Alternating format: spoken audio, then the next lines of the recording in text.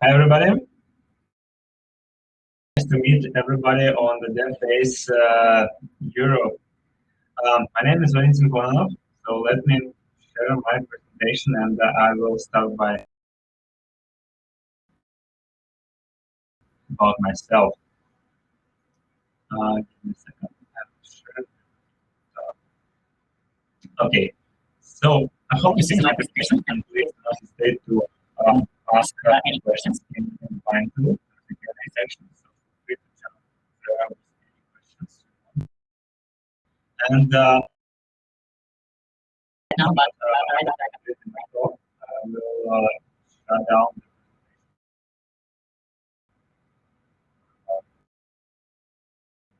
So I can about myself.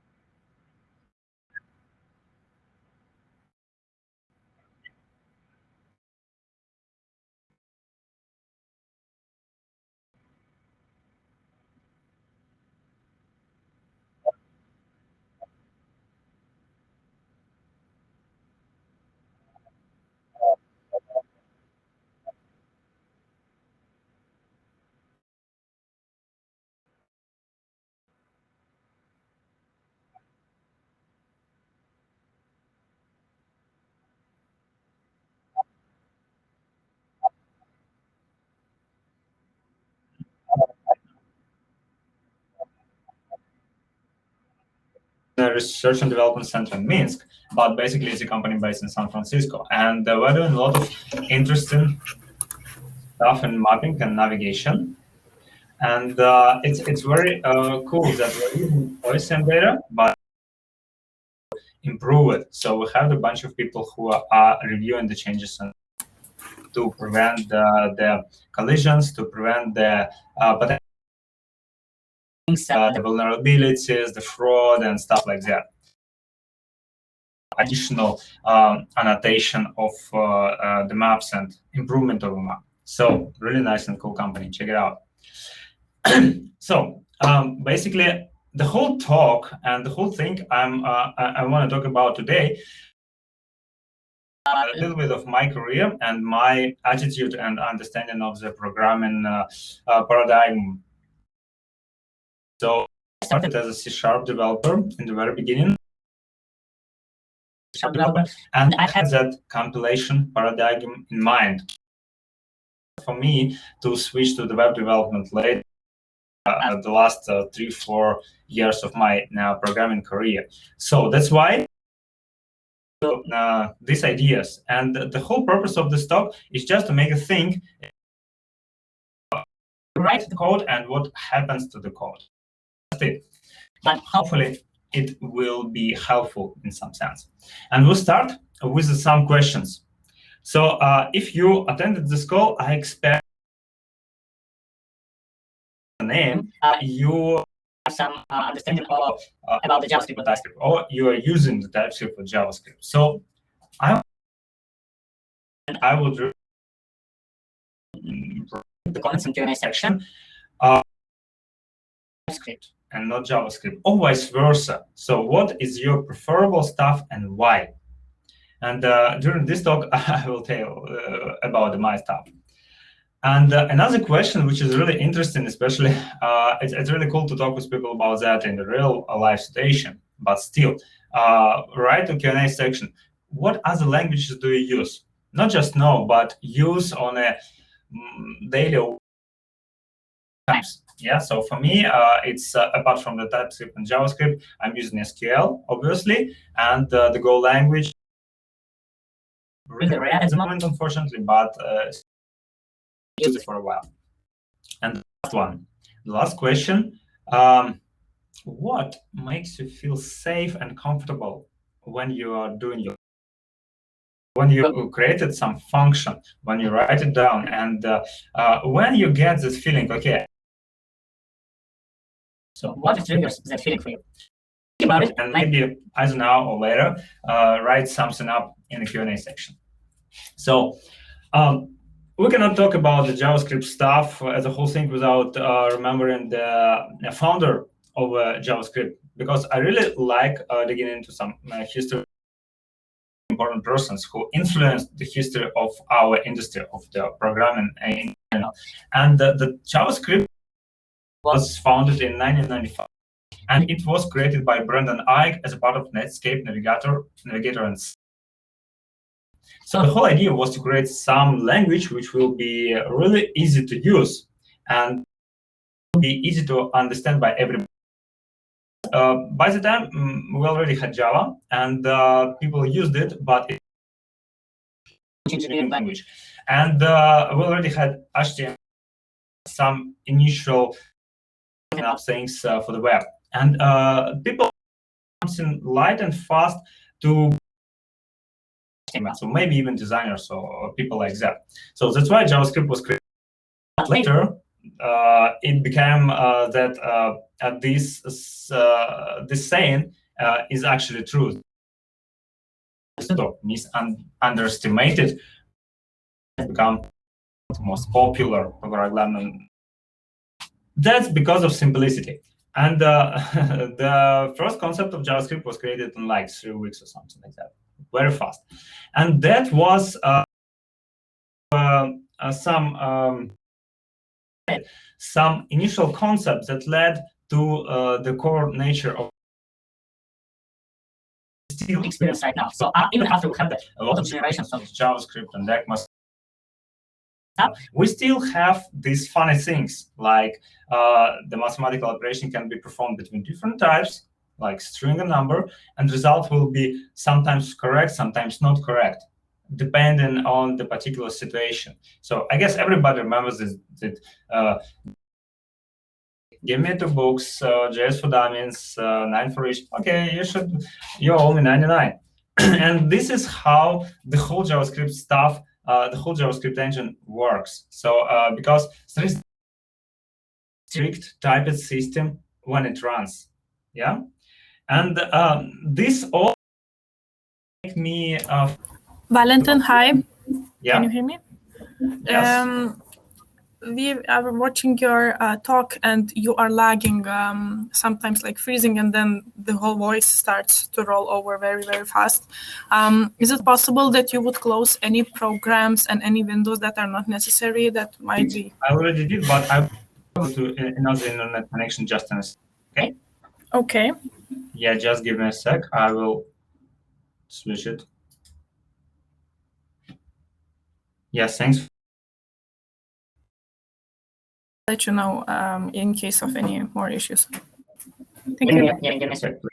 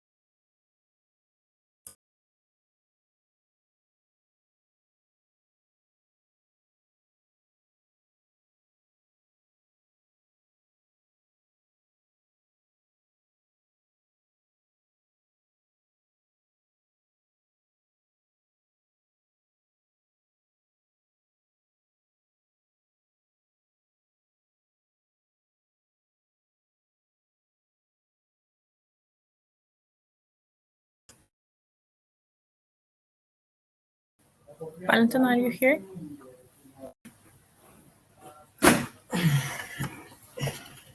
We're trying to fix. No, we cannot hear you, Valentin. I'm sorry for those who are watching. Give us a sec to try to fix everything.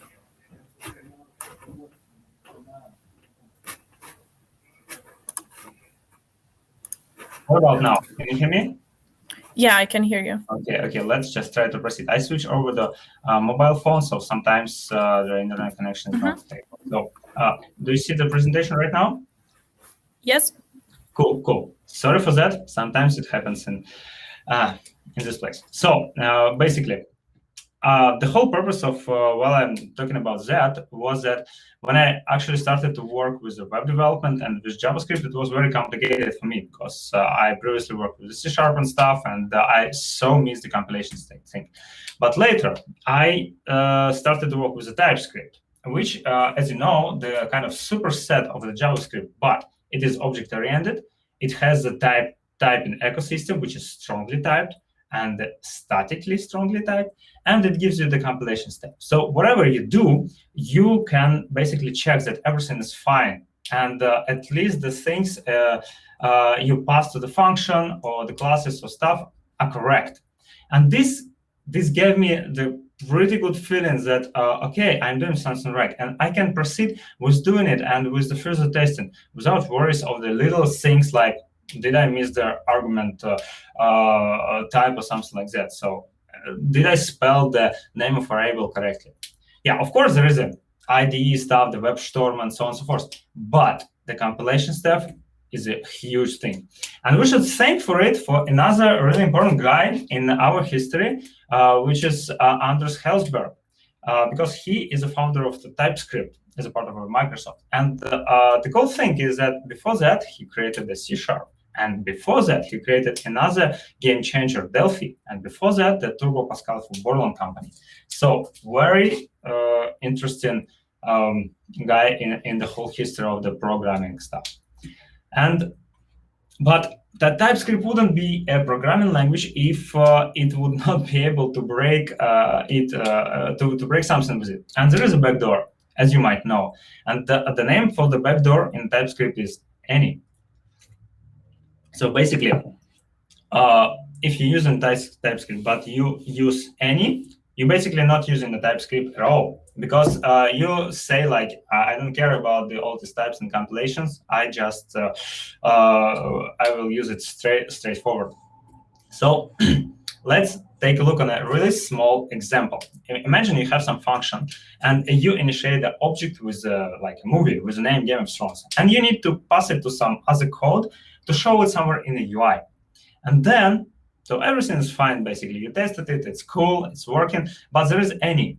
So you didn't bother to create the type or interface. And what happens if at some point of time you decide the word name, which is not cool for the movie title, and you change the field name from name to title? What happens? Actually, you will not see any compilation errors, even if it's a TypeScript. You will never see issue until some user, or maybe a quality assurance specialist, if you have one, will find some undefined word in some message in the UI.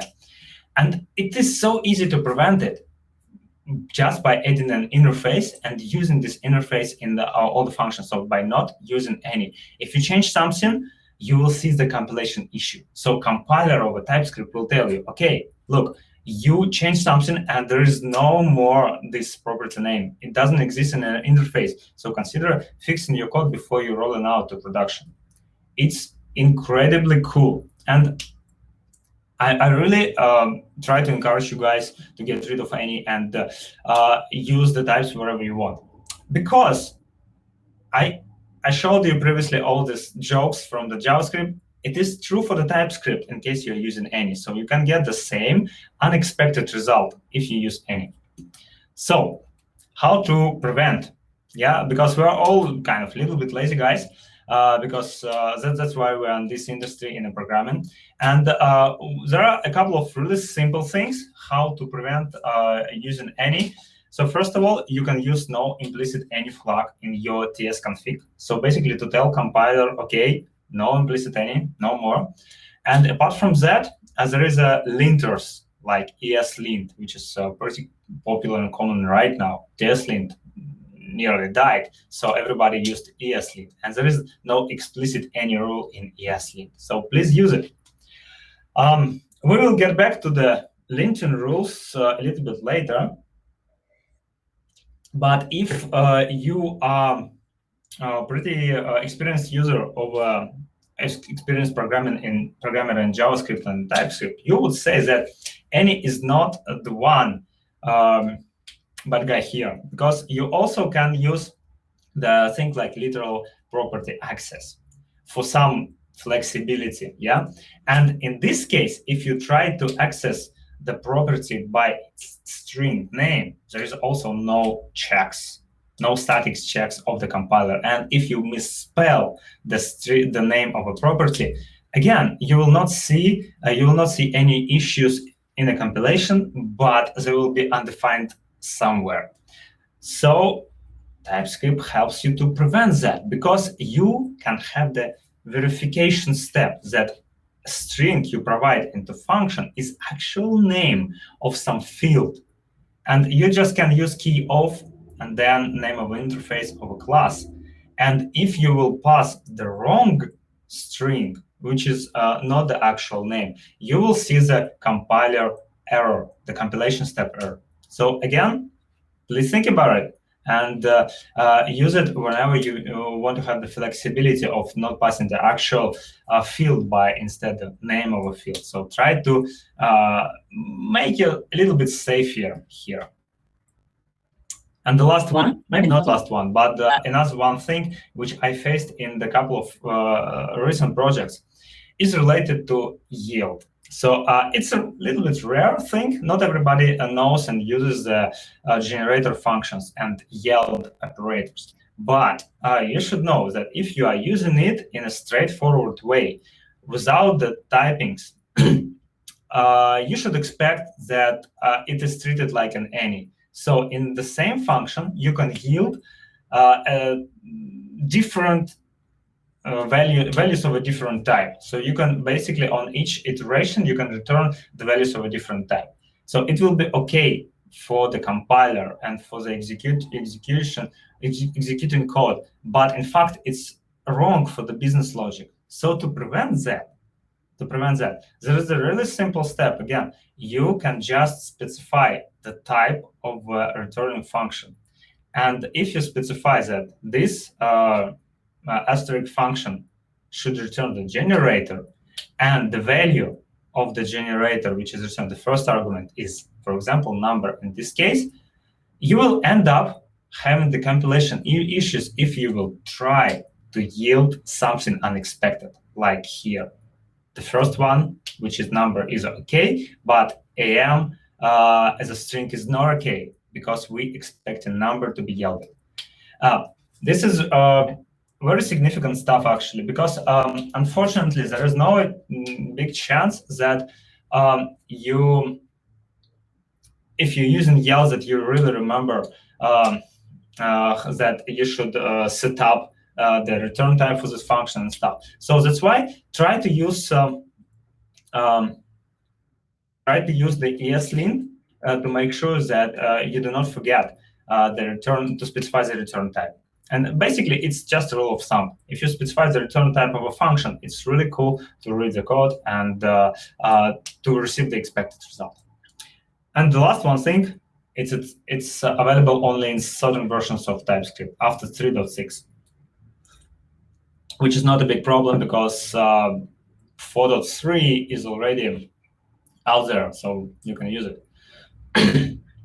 And while I was working with this kind of yield stuff, I found another potential issues in the dependencies. So basically, you can implement your code in a perfect way. You can have all the types and all the return values and stuff. But you live in a world of yarn and npm. And you will definitely use some dependencies, some other functions. And the developers from the other libraries might not have the same passion, like for the specifying the types and stuff. And make sure you, when you use some dependencies, you specify the types of what you get on your side. Like in this example. So for example, if you use the effects from Redux Saga and you use the select, which returns your generator function. If you go deep inside, you will understand that it returns any, in fact. And your code will not, the result of your code is any, so it will not be verified by any chance. So you should put the type by yourself. And that's why it will lead to correct code execution and correct the expectation of a compiler, what should be here. Very hidden stuff, actually, but think about it. What else? So we are coming to a kind of in the middle of the presentation here, and one of the last pieces of this, another dependency which I found, which is very interesting, it's around the library. It's a so-called functional programming library, which is typed in most cases. But for example, you can use the pass or function, which will receive the sequence of names of field names and the object, and will return you the final value or some default value. And there is no verification that these strings are actually the field names. So if you misspell something, you just end up receiving undefined or your default value always, without any compilation issues. But there is a trick how to prevent it. So instead of complaining and blaming to Ramda, you can just implement the small typing function, the same signature, but as an argument, you can use the key of again, yeah, and use some generic parameters and drop the pass or with your function. It's a little bit of work, but there is a really huge benefit. If you misspell something or if you passed something incorrect, you will know about it before even the single run. So again, think of it. It's very cool stuff. And finally, we get to the eslint rules. So I put here on this slide the list of my favorite eslint rules. And I'm saying that it's my favorite, but in fact, I hated it so much in the very beginning until I really started to love it. So for example, already mentioned no explicit any. That's cool. But also, explicit function return type is also a very important rule, which triggers you, which it forces you to specify what type will be returned by function, and so on and so forth. So also there are some recommended list of rules for the prettier, for the TypeScript eslint and stuff like that. It should be kind of must-have for everybody.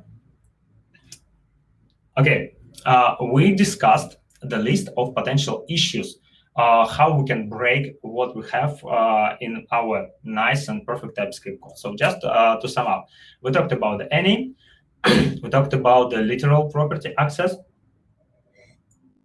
the yield usage of dependencies. Also, I can mention the front-end, back-end calls, especially when you don't have the strict relation with your backend stuff, for example, and you need to verify that what you receive or what you send is actually have the same type. And also, imagine the case when you write not just some web project, but you write a library which will be used by someone else, and you do not know how it will be used. So you can literally expect it that someone will pass the any object in the calling function. And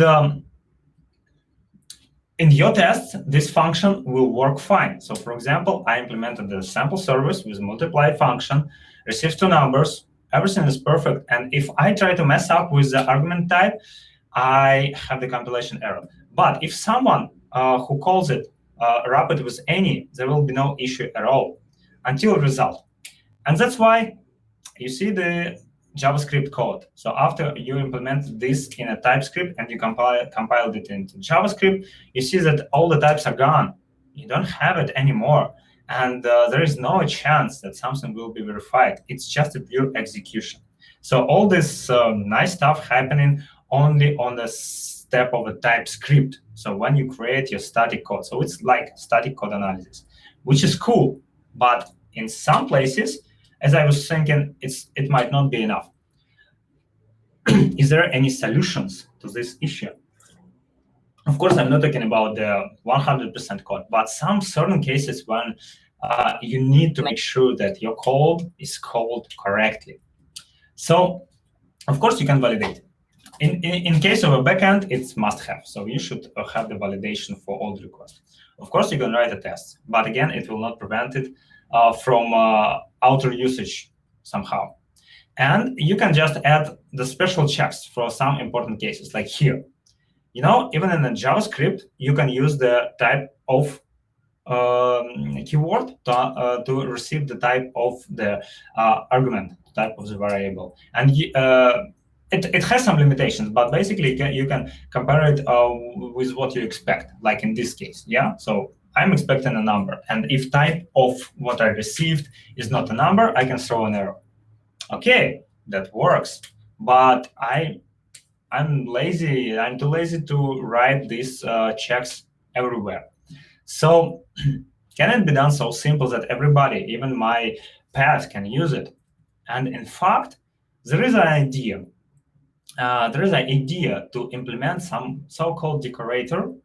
I believe you know what is decorator, yeah, but we will check the code anyway, which we will be able to put on any function without any parameters. So just some decorator without thinking about what to pass there. And after we did it, it will turn our code into runtimely checked code. So if something will mess up with the code in runtime, we will know about it. Let's think how it can be implemented. So basically, the decorator looks like a function. The TypeScript decorator, by definition, is just a function of certain type. It received the target object, so the object where this function was called, the property name, the name of this function, and some magical descriptor. And it is very interesting and useful for us in this case, because this descriptor has value, which is actually initial function. It is reference to initial function. And we can do whatever we want. For example, we can exchange it with some other function, like I did here. And we can first run our type checks. And if everything is fine, we can then just call the initial function. But if not, we can throw an error or log it somewhere if we need. And how the checking types can look like. So there is another magical thing. When you turn on the experimental decorators for the TypeScript, which is actually the case for nearly every project at the moment nowadays, you are also adding the usage of reflect metadata library. And reflect metadata library is some utility library which is used by TypeScript compiler. And it puts there the metadata about all the arguments, about the class names, about the function names inside of class and stuff, so that you can use it later using the reflectget metadata function in a runtime. So do you remember the slide, the previously one we compiled the function into JavaScript, and we didn't have any the types of an argument. So right now we have. We can use reflectget metadata and send some magic arguments like, okay, we want design parameter types for this target and this property name. And it will return the list of parameters, list of expected argument types for this function. And then it's just a literally technical question. So we have the actual type, which is the type of what we received. And we have the expected type. Yeah, it's a little bit complicated code here, but it's not a point. The point is using the reflect metadata, we can compare what we expected on the TypeScript stage with what we received on a JavaScript stage in a runtime. And if something is wrong, we can literally just throw an error or go to some logger and put it to log, and so on and so forth.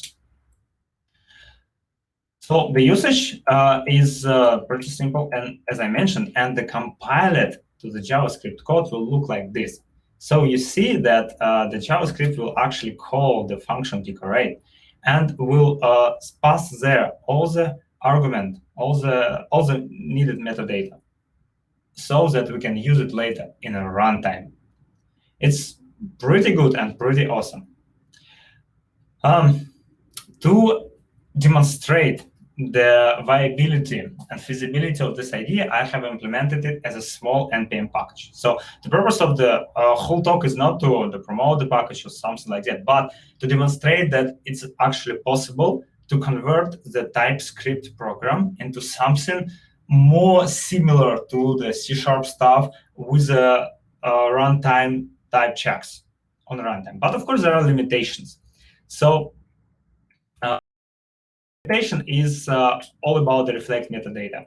So you see there, it puts the numbers as a list of expected parameters and return type and stuff. But For example, if our expected parameter is array, it will just put here the word array, and we will never know what is the type of array member. So is it array of numbers? Is it array of some classes? Is it array of strings? We will never know. It is just array of objects. So literally, at this moment, we cannot check it. And the same goes with interfaces. It's just an object. So we don't have the name of interface or stuff, but we have the name of class. So if we use classes, we can compare the class names, and so on and so forth. So there are limitations, but the basic idea, so the checking for some critical cases with some trivial arguments actually works. Check out, it's pretty cool. But the talk would not be complete if I would not talk about the other options. So the first option came to my mind is the library IOTS. It's extremely cool library, which has own type ecosystem. So basically, if you are using this library, all the runtime checks happens all the time. So you literally cannot perform the unexpected operations. But one of the drawbacks is that you ought to use the internal IOTS types. So you need to construct the objects of the types every time. And it's okay if you're running something kind of in our ecosystem and kind of small, but if you already have a huge project, maybe you might not want to change the whole list of the huge lists of your classes and interfaces to something else. Another also pretty good library is SUPERSTRUCT transformer, which has the validate function. And you basically call the validate function with a string of a JSON, or with JSON parsed plain object, and it will try to construct the result object using the generic and try to validate that it is okay. So it's the purpose of this is to use, for example, on a front-end side, when you receive something critical from a backend and you want to be sure that everything's fine here. And the last one, but definitely not least one, is the class validators. I'm really loving this library because it is used in SJS framework, and usage is based on the decorators. So the whole usage is pretty simple. You just use classes, and wherever you want to put some validation, you just put some certain decorator. Like in this example, the title is string, and the rating should be integer, and the maximum value is 10. And the mail is actually email, yeah, by regular expression, and date is actually date, and so on and so forth. And basically, you can either call the validate function if you do it manually, or for the Nest.js framework, you just turn on the validation on the whole API level, and that's it. After that, every single request you received in API will pass this validation step. And all the code is really readable. So in this style of declarative programming, so it's really cool stuff here. So just think about it. But again, it's for the certain cases of the API calls verification. And we use it actually in our projects. We're going to an end of the presentation. If you would like to take a deeper and closer look to what I was talking about, so there is a slides here, and there is a link to the GitHub library with this TS runtime checker. And there is also an English article about runtime type safety in TypeScript for the same, but with a little bit more details. And of course, this NPM package, as I mentioned. And as a conclusion, I would like to sum up what we were talking about and to try to encourage you a little bit to think a little bit about the runtime. So because there are a lot of cases when the person, like myself, writes some code and feels happy about it, and that's it. But in fact, we do what we do. We do the programming to make it usable and used by somebody else, to make this code running somewhere, or if we write a library, to make it used by somebody else. So when you are writing the code, try to think about how it will be used. Think about the runtime. And in most cases, it's okay to do what we do right now, but there are some critical situations when you need to make sure that the code is functioning as expected. So think about it, how to prevent the potential issues. And also try to make the code predictable by the validation, by the testing, by certain function names, by anything you can imagine. Because as simpler you write the code, the better it will be used by somebody else. And the better, the more chances you will fix it faster the next time. Of course, do not forget about tests. And the one last thing I learned recently is about the end-to-end tests for API. So previously, we spent tons of time to mock a lot of dependencies, to mock the database, to mock the services, to mock all the dependencies, to test some small stuff. And later, we decided to try end-to-end tests, which are incredibly cool. You don't need to mock anything. You just need to prepare the testing database, and that's it. You call your endpoints, and you actually test the whole life cycle, including all the types and validation. So literally, you can try to pass the incorrect argument or argument of incorrect type in your endpoint and see what happens. So, and the last one, which is extremely important, try to enjoy the well-written code. Enjoy what you are doing, and this is why everything makes sense. So thanks a lot. I'm closing up my sharing, and I will go to see if there are any questions here. No questions yet. So let's wait a bit. And if you still have some questions, so please let me know, and I would be happy to answer it during the next 5 to 10 minutes.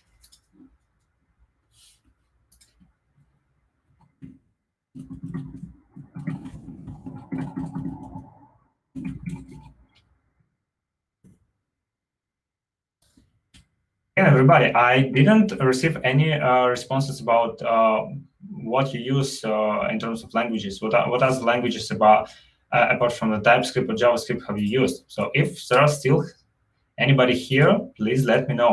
So just put some TS, JS, Go, C#, nothing, SQL. I would be happy to hear it.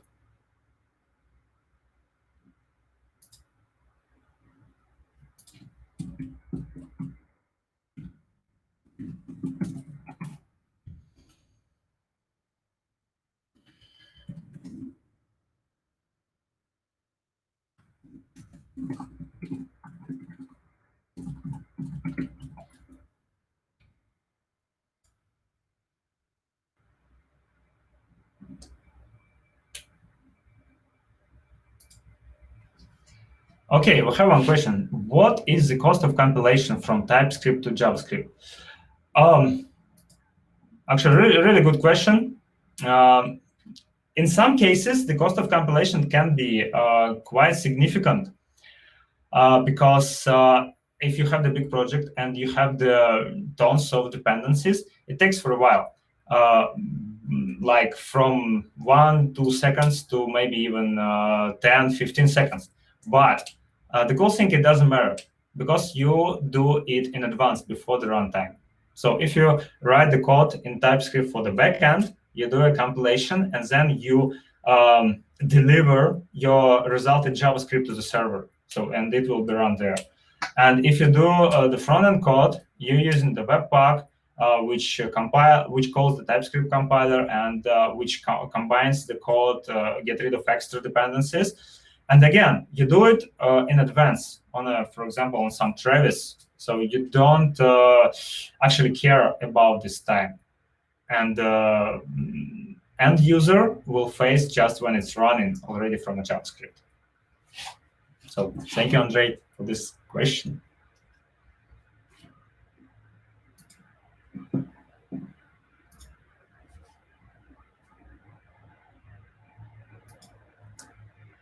Why should I worry about runtime type safety in my app if I already compile type safe? Yeah, it's also a very good question. In most cases, you might not worry about it. because yeah, you're using the static types, and during the compilation step, it's fine. Yeah, you're basically right. But there are some cases which I was talking about during the talk, like library usage. So if you write a library, you might not be sure how this will be used, because the user of your library will use the compiled version of what you've written. And there might not be types and stuff. So even if you compile with the typings and the library is used wisely, there is a chance that somebody will put any as an argument. And that's why when you have some really critical functions where the type is really important, we should think about what happens in runtime if someone would like to break the code or would like to mess with it. But yeah, it's a valid question. Thanks, Melissa.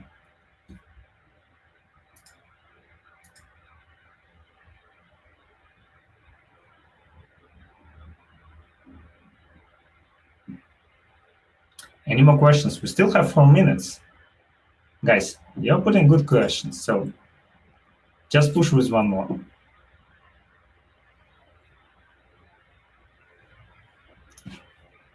Are there any excuses for using any in a TypeScript-based code? Oh, questions. I love questions. Are there any excuses for using any in a TypeScript-based code? No, there are no excuses. Sorry, guys. Basically, if you really don't know the structure of the variable you're working with, use unknown. Do not use any, use unknown. Because if you use unknown keyword, you telling the compiler that you don't know what's inside, but compiler will ask you, will force you to use as some type, so to convert it to some type before usage. That's a cool thing. So, and I would not say there are some excuses to use any. So in any cases, you can just create the key value pair object and use it everywhere. And the expectation of it is that you don't know what's inside. You just try to work with it as a list of properties by string, but avoid any, really. Another one. Is your TS strongly typed library production ready, or it's still experimental? It was created for experimental purposes, so to demonstrate the idea. But if you will use it, at least on some staging environment, I will really appreciate it. And if you go inside the npm and see the usage example, there are some options. So you can configure it based on environment. So for example, you can install it and use in certain places and configure that. If it is staging environment, use it. If it is not staging environment, just skip it. So there is a configuration provided, and you can configure also, should it be put to log, or should it throw an error, or what should it actually check, so on and so forth. So I cannot say it's production ready just because the reflect metadata will not give you the whole possibilities of verification. So I cannot verify that member of array is of a certain type, or I cannot verify that interface is of a certain type. It's just the limitation of the reflect metadata platform. That's why it's still kind of used very accurately, but there are settings so that you might exclude it from production code. Thanks for these questions.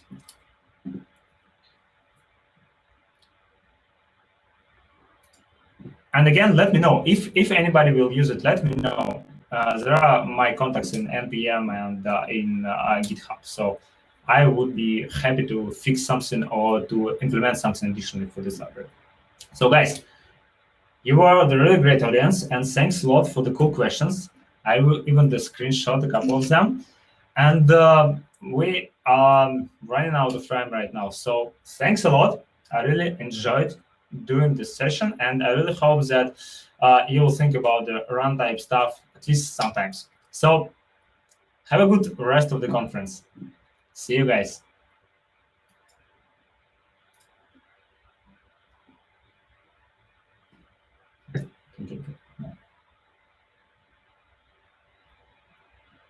Cheers.